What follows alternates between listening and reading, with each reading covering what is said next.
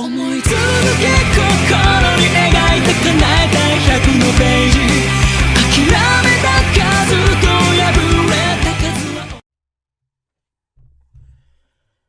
So OBS, excuse me over again. I recorded the first reaction that I did for Comics Explained featuring talking about Cable, and of course my OBS wasn't recognizing my damn mic device, the mic that I have right here. So we're gonna have to do this again. But yeah, let's go. Let's do it. I'm over it. Subscribe button and make sure you hit that little bell so you never miss out on my sexy voice. What's going on, guys? This is Rob, and I wanted to make a video explaining the character of Cable. Something first, though. Somebody asked me the question. They were like, why don't you script your videos when you do these? Honestly, because for me, it's just as much of a challenge to see if I can remember to do this all off the top of my head as it is fun to do these things off the top of my head. So right, I agree. I kind of like the idea of not really being scripted. To me, like, doing things scripted kind of makes them boring to me. I like the challenge of seeing if I can really recall all this reading, all this comic book knowledge off the top of my head. But again, I want to talk about Cable here. So in Marvel Comics, Cable has a couple different origins. There is the original origin for the character of Nathan, and then there is the modified origin that Marvel offered back in Cable issue number 6, and even actually a couple issues, or a couple stories that came after that, one of which was The Adventures of Cyclops and Phoenix in 1994, 1997. And so going all the way back, really kind of taking an adventure through time, and going all the way back to the Stan Lee, Jack Kirby days of Marvel Comics, by and large, Jean was one of the weakest characters who was there. She was always being rescued, she was really, really incapable, and the result was that she didn't really seem to serve a purpose. And so when the X-Men line of comics was kind of canceled and then relaunched with Giant Size X-Men issue number 1, going into issue number 94, which was basically written by Chris Claremont, his goal over the course of, well, really from the issues in the 90s, or I guess the 94 running all the way up until, I want to say the 130s or 140s, it was basically the Phoenix and the Dark Phoenix sagas. And the reason why this matters, and the reason why it's important for the character of Cable, is because what it did is it basically revolutionized the character of Jean, and fans loved her. But the idea of Claremont was to always kill Jean. That was the whole point, was to really, really build her up, make her huge, make her wildly popular, and then have her go out with a bang, which he did. The result of this was that Claremont's next step was to basically bring in a character named Madeline Pryor. And what you ended up learning was that somewhere along the line, the villain Sinister, Mr. Sinister, Nathaniel Essex, had become obsessed with the idea that if Jean Grey and Cyclops ever had a son, or ever had any kind of a child, their child would be insanely powerful. And the goal of Sinister was to initiate a coupling between the two, and then take the child and raise it as his own. That way he could basically defeat the villain defeat the villain Apocalypse, which made Mr. Sinister into who he was, and then also use it to achieve his own goals and defeat the X-Men and so on and so forth. And so the result of this is that the Madeline Pryor clone of Jean Grey was sent forward into the world after Jean had died, and then discovered Cyclops. And Cyclops, who had abandoned the X-Men after the death of Jean, saw Madeline Pryor, and while he knew it wasn't really Jean, ultimately he ended up just kind of getting with her, and the two of them had a child. Now this coincided with the launch of what Marvel called the X Factor comics. This was basically the original Stan Lee and Jack Kirby X-Men being reformed under a different name.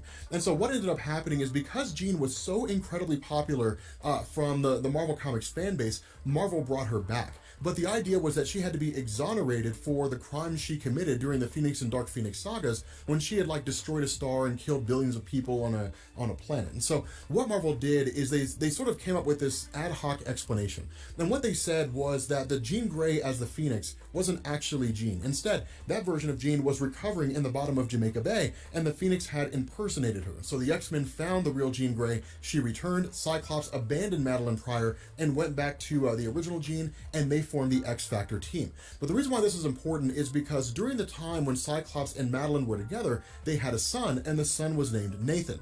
Now, the way this whole thing worked out was that you had the villain Apocalypse, who realized what it was that Sinister wanted to do. And so Apocalypse sent his forces to capture Nathan and then bring him to the blue area of the moon, which is a portion of the moon where you can basically breathe oxygen. And so the X-Men and the Inhumans and X-Factor responded, and in the middle of the fight, we ended up finding out that Apocalypse had infected this little baby with something called the techno-organic virus. And what this did is it basically started converting the baby's physical flesh into machinery, more or less. And the idea was that if the baby could survive it, then it was worthy of being a host for Apocalypse. If the baby couldn't survive it, then it wasn't worthy. And so because of the fact that the baby was infected, Apocalypse was fought off by X-Factor, X-Men, and the Inhumans, a woman just appeared out of nowhere in the future and simply said, give the baby to me, I'll take it to the future, we'll try to find a cure, and the baby was handed over, and that was the end of that. It was supposed to be written out. It was supposed to be gone forever. Right. That was the whole point. The idea behind this, though, was that around that time, I would say probably going all the way back to the early 1980s, Marvel had launched New Mutants. And New Mutants was basically designed to be a replacement for the X-Men team, with Charles Xavier believing they had died. And the New Mutants were hugely popular at the time. And so what we ended up doing was we basically picked up with the launch of the New Mutants title, but as time progressed, you had Chris Claremont, who wrote it for about the first 49 issues or so, I think. And then you had Louise Simonson, who took over between issues 50 to 85, roughly. She was editor for it towards the end of her run. And then you had Rob Liefeld, who came on as writer, and then he picked up with issue number 86. And so what Rob Liefeld did is he introduced the character of Cable. And initially, we didn't know anything about him. We had no idea who Cable was. We just knew he was this guy who was pretty intense in terms of how he was depicted, and then he basically took over the New Mutants team. And so what ended up happening is between issues number 86 of New Mutants running up to issue number 100, and then picking up with the continuation as far as X-Force number 1, it was a seamless transition. New Mutants was canceled with 100, and it continued on with X-Force number 1. And Liefeld had basically groomed the team in such a way to where they were basically a strike force for Cable. That's really what they were. Now, once you got into the X-Force line of comics, a whole host of things basically started being explained. The issue with this is that Rob Liefeld left after about the first 10 issues due to a lot of issues that he was having with Marvel Comics. He took off with guys like Jim Lee and a handful of other people in order to launch Image Comics. And so following issue number 10, you ended up having Fabian Nicieza, who took over and then, continued writing it, going on until however long. And so during this whole time, a lot of backstory was given about the character of Cable, but not really towards his origin. Instead, under Rob Liefeld and Fabian Nicieza, what we ended up learning is that Cable was from the future, and where the latter story of the New Mutants and the basically initial offerings of Rob Liefeld in X-Force dealt with the villain Strife. We really didn't know a whole lot about him, but we did know that Cable and Strife had basically been battling all throughout time, that they both came from the future, they've been following each other, they've been chasing around and different things like that, and engaging in different skirmishes. And so following that, we basically found out that during this X-Force series, that Cable had basically arrived before he was first depicted in the New Mutants line of comics. And what he had was a group called Six Pack, which consisted of people like G.W. Bridge and Kane and so on and so forth. He actually abandoned them and basically allowed them to die, more or less, because of a whole campaign that was screwed up. But they basically worked for a guy named Mr. Tolliver. And Mr. Tolliver was really, really ambiguous. But what you ended up learning in New Mutants issue number 98, coincidentally, the first appearance of Deadpool, is that Mr. Tolliver is actually the son of Cable from the future, who traveled back in time and had a vendetta against his father and tried to take him out. And so going forward, really from X-Force, running all the way up until the time that it was canceled, really going even so far as into like the mid-2000s, or really the early 2000s, what you had was the X-Force line of comics, and then you had the Cable line of comics. Because Cable was hugely popular under Rob Liefeld. I mean, he was massive. He was everything about the 1990s that so many fans loved. He was intense. The X-Force team faced off against Strife's Mutant Liberation Front. There were all kinds of these different schemes that were going on, and you would even have stories where X-Force would face off against X-Factor or even the X-Men.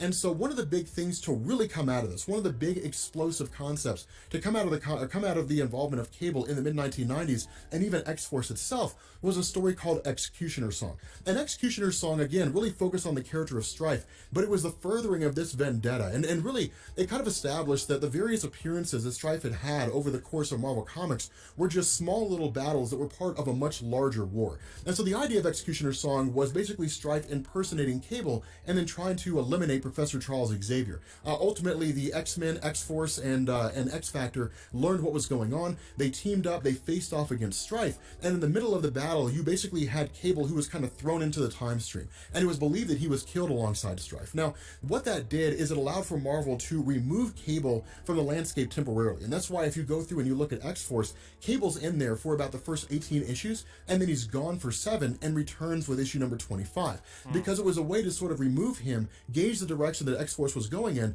and see what was going on. The other half of this is that by the time issue number 18 had hit, we were on our way to the mid-1990s comic bust.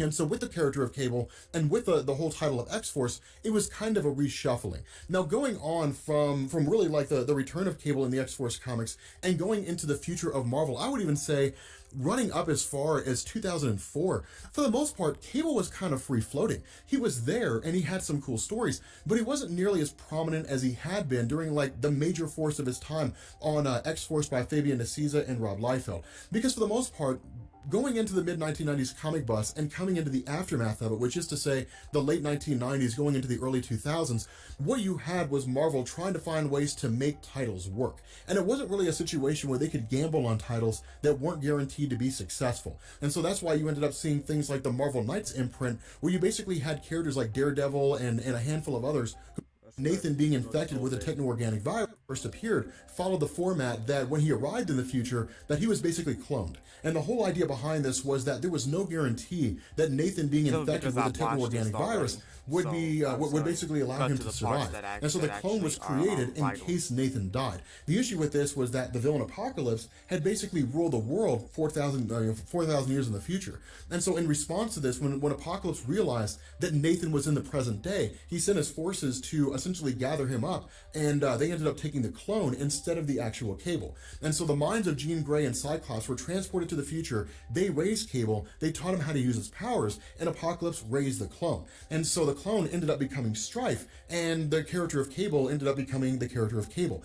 With regards to his solo series in the 1990s, and there were a lot of people who took part in it, but with regards to his solo series in the 1990s, where you had Cable Volume 1, you had Soldier X, you had things like Ascani-san, the series that featured him, what ended up happening is a lot of this focused on the war between Cable and Strife. That you had the new Canaanites, you had the Clan Chosen, you had Cable's forces versus Strife's forces, that you kind of had this ongoing battle between the two, even after Apocalypse had been defeated. And that's one of the reasons why Strife had jumped back in time. Cable would follow him, Cable would go back further, Strife would follow him. They would just kind of take pot shots, and it was very much a kind of time manipulating guerrilla war that was going on between the two. And so again, going into the early 2000s, Cable was a character who was really reminiscent of a bygone era in Marvel. And the reason why I say this is because in the early 2000s, around 2001, running up to 2004, you had a kind of branding initiative called X-Men Reload. And what this was designed to do is it was really spearheaded by the departure of Grant Morrison, X-Men being taken up by Chuck Austin,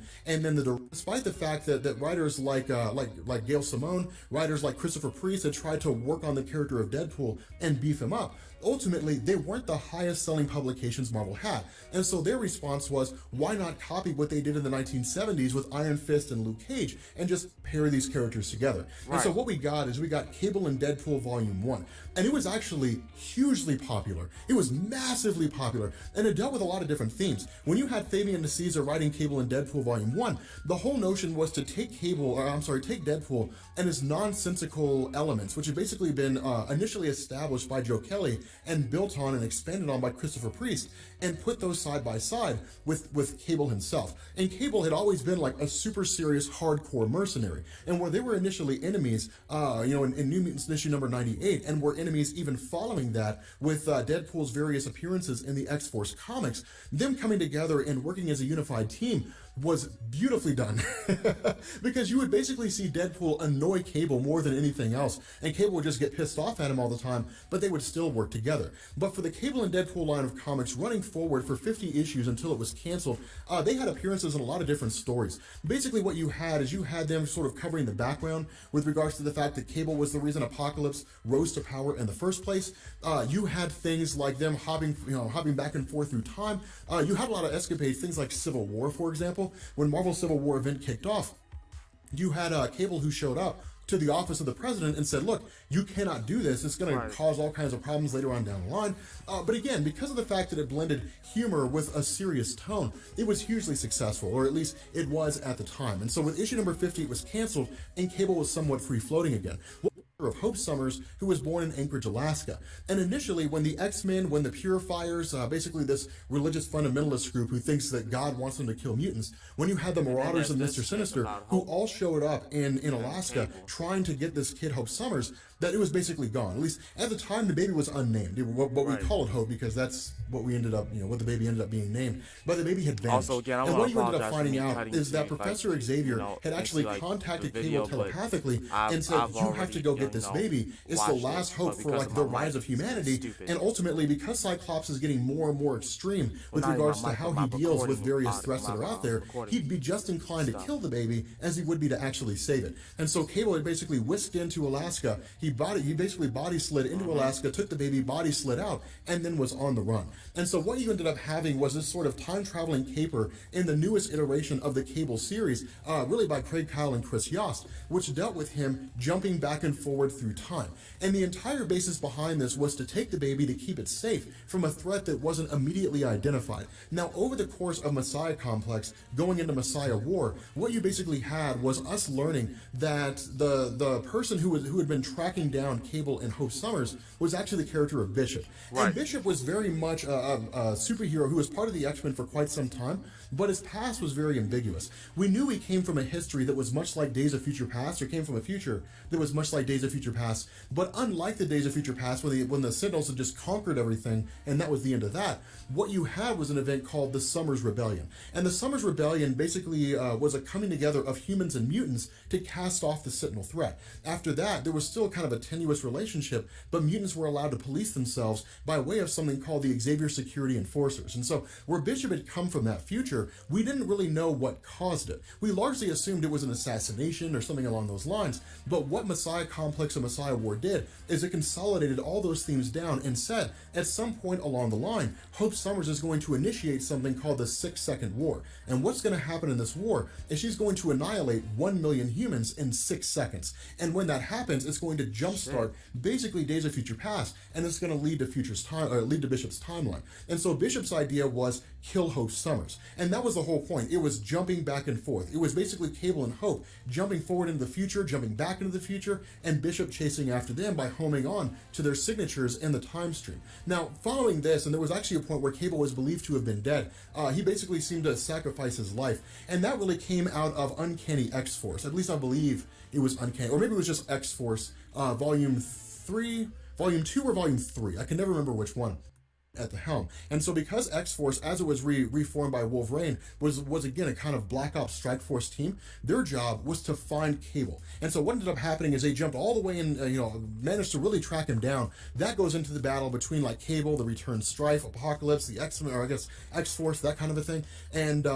Cable basically opens a portal to allow them to bring Hope Summers back to the modern day, but dies in the process when his whole, techno-organic virus runs over him, just because of the fact that for Cable, he has to use his telepathy and telekinesis to keep the virus at bay. And so because of this, when the virus overrides his body, he basically ends up dying, and Cable's written out. Now, Cable eventually comes back, and this was really part of a pretty significant event that was called, I believe it was called Avengers Extinction. I'm pretty sure that's when he returned. And the whole basis behind this was that you essentially had like Second Coming, and you had Hope Summers, who was traveling around the world and basically waking up the powers of various mutants. And it was a way for Marvel to kind of give her her own team. It was called Generation Hope, but it was a way for Marvel to give her own team and sort of shuffle the pieces around and kind of launch a more modern version of the New Mutants. And so with that in mind, what we ended up having was Cable traveling back to the modern day after realizing, or at least gaining information, that somewhere along the line, the Avengers are going to kill Hope Summers. And so when he jumps back to the modern day, he basically goes through and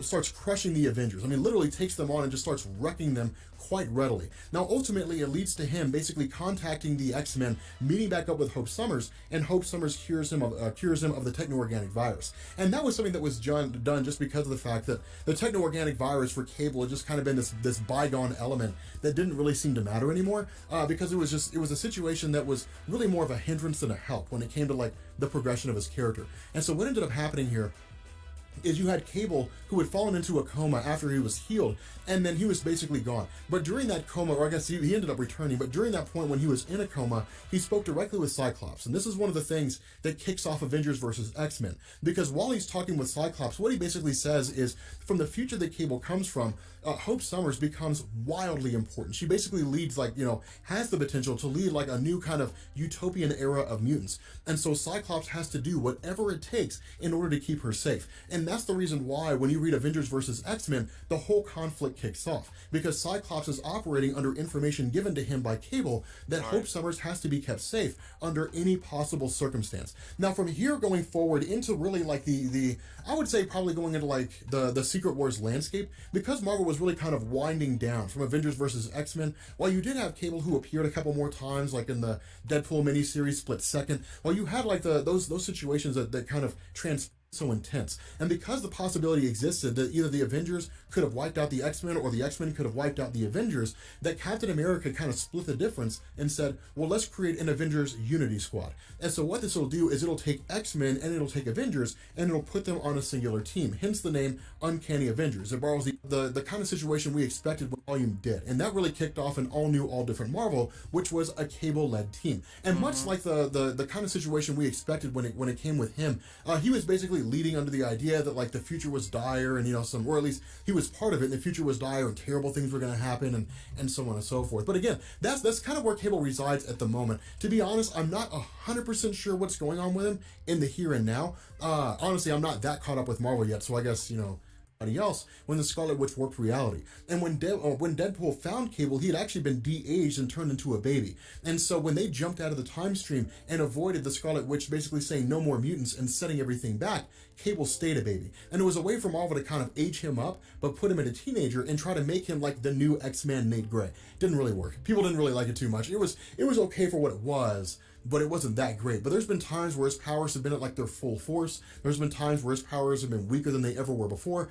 He's really kind of bounced around over the years. I would say by and large, Cable's heyday was the 1990s, really the early 1990s. After that, it was really hard to make his character work because the stories weren't really about like super high octane action anymore. It wasn't about like dark stories where everything runs a mile a minute and it's all super intense. That was really Cable's whole element. Going into like the early 2000s, things were a little slower. They were darker in a lot of ways, but things were also a little slower too because it was about tearing down Marvel as it existed before the 2000s and building it back up again to really fit and kind of cater to a new generation of readers. And so again, hopefully this helped you guys figure out the character of Cable. Hopefully you have a better understanding about him. If you are new here to Comics Explained, make sure you guys hit the sub button to become part of the live board. If you guys enjoyed this video, make sure you drop a like. And about the whole deal. I will catch you all later. Peace. I would have known nothing about this stuff had I not just looked up your channel and whatnot. But now we know about Cable, and now my mic fully recorded everything that I just said. Thank God. Hope that never happens again after I restart my freaking computer. Jesus freaking Christ. But anyway, you guys, that's going to be it for this video. I hope you guys enjoyed it. If you guys did, please make sure to like, comment, and subscribe. I guarantee you that me cutting through the video will never happen again. It just happened this time because it was a long video and I wanted to get through it as much as possible because I'd already reacted to it, but because of my audio not linking up to my freaking